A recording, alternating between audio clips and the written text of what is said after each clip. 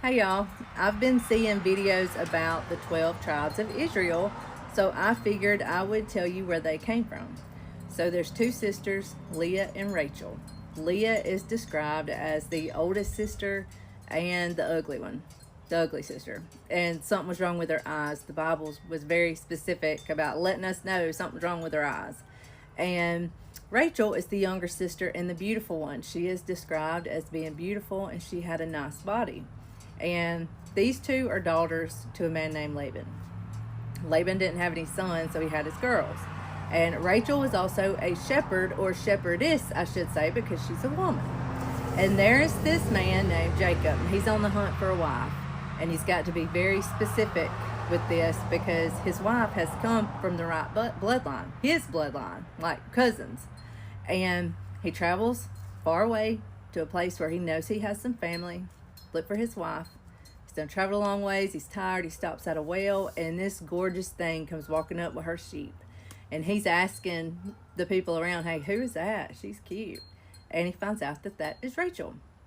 He also finds out who she is, what family she comes from, and that he can actually marry her. So he goes to her daddy. He goes to Laban and says, I want to marry Rachel. I want her to be my wife. And Laban says, okay, well, work for me for 7 years and you can have her as your wife. Done deal. Jacob was ready. He was all in. So at the end of the 7 years, Jacob goes to Laban and he says, bring me my wife so I can sleep with her. That's exactly what he said. And Laban was like, okay, the time is here. I'll prepare a feast. We'll have the celebration and you'll get your wife. Well, at this time, wedding celebrations would last an entire week. It was like a big thing, last a whole week long. At the end of the week would be the final night of the feast, and the bride and the groom would go into a tent together after the party and consummate the marriage. My context clues tell me that, well, it already says, I know she had a veil over her face, but my context clues tell me that they were not like side by side the whole time because you could hear somebody's voice, right? And that's important. So Jacob is unaware that Laban has done pulled Leah to the side and said, hey, go put that veil on and you crawl your butt into that tent because you get married tonight. She listens to her daddy and does that. So the next morning, Jacob wakes up on cloud 9. He cannot wait to roll over and see his beautiful wife, only to find that it's Leah laying there, the ugly sister. And he was pissed. He goes to Laban and he's demanding answers. Why did you deceive me like this?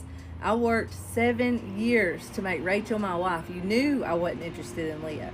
And Laban, who was not bothered by this, sorry, it's a big truck.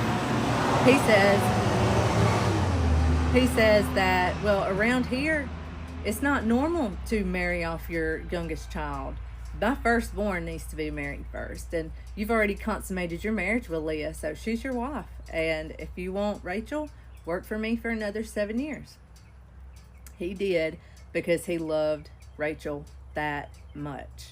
He loved her that much that he went through all that again. Now he's married to both sisters. There's always been a rivalry there. Leah jealous of Rachel's beauty. Now Rachel is jealous over Leah having children because she wants them. Rachel's not getting pregnant and Leah is spitting babies out left and right. Well, Rachel does exactly what Sarah done to Abraham. She gives Jacob one of her slaves.